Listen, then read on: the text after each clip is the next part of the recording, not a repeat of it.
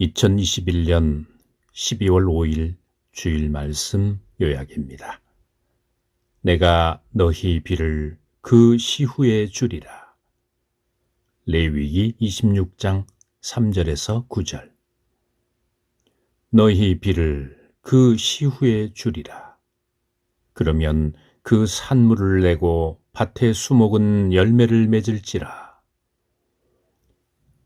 하나님께서 모세를 통해 이스라엘 백성에게 말씀하셨습니다. 때에 맞게 적당할 때 비를 주신다 하셨습니다. 한마디로 풍년이 들어 잘 먹고 잘 살게 된다는 것입니다. 만약 반대면 어떻게 될까? 나의 규례와 계명을 준행치 아니하면 내가 너희 비를 그 시후에 내리지 아니하여 땅은 그 산물을 내지 않고 밭의 수목은 열매를 맺지 못할 것이라는 말씀입니다. 하나님께 정성을 들이면 들일수록 복리 축복을 받지만 반대로 하나님의 규례와 율법을 준행하지 않으면 자손에 이르기까지 복리 저주를 받게 된다는 것입니다.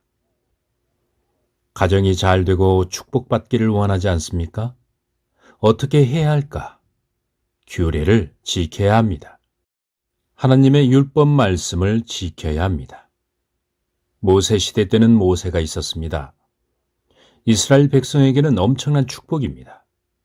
모세의 말씀이 아니라 하나님이 모세를 통해서 말씀하신 것입니다. 하나님은 영이신이 보이지 않습니다. 육이 있어야 합니다. 영이 하나님이면 육은 모세입니다. 그리고 마음은 이스라엘 백성입니다. 마음을 잘 먹어야 합니다. 그러나 마음이 아무리 좋아도 육이 없으면 끝납니다. 하나님의 역사하실 때 하나님의 말씀을 잘 듣는 육이 필요합니다. 그 사람이 바로 모세였습니다. 하나님이 모세를 세웠고 모세와 하나가 되기 위해서는 마음을 잘 먹어야 합니다. 이스라엘 백성들은 몸이 되려고 하면 안 됩니다. 그래서 하나님의 일이 무엇입니까? 했을 때 예수님께서 믿어주는 것이 하나님의 일이고 믿음으로 구원을 얻는 것이라 하셨습니다. 믿음은 마음으로부터 비롯되고 출발하는 것입니다. 그래서 민심이 천심이라는 말씀이 나오는 것입니다. 여러분, 마음을 잘 먹어야 합니다. 이스라엘 백성들은 마음을 잘 먹고 모세를 믿어주고 따라줬어야 했습니다. 모세와 하나 되어야 했습니다. 모세를 불신할 때, 하나 되지 않을 때 하나님의 뜻이 다 깨졌습니다. 이 말씀은 지금 이 시대에도 동일하게 진행되고 있습니다. 적당한 때에 맞게 하늘은 비를 주십니다. 여러분, 때에 맞게 예수 그리스도를 맞이했습니다. 이제는 놓치지 않기를 바랍니다. 놓치면 이제는 기회가 없을 수도 있습니다.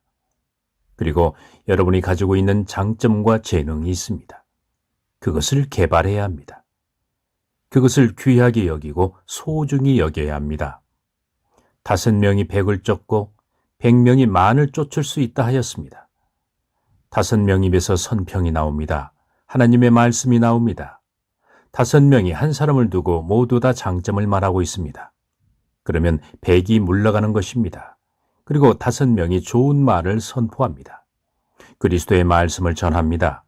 그러면 5명이 100명을 감당할 수 있습니다. 100명을 흡수한다는 것입니다. 그 다음 한결같이 100명이 좋은 말을 합니다.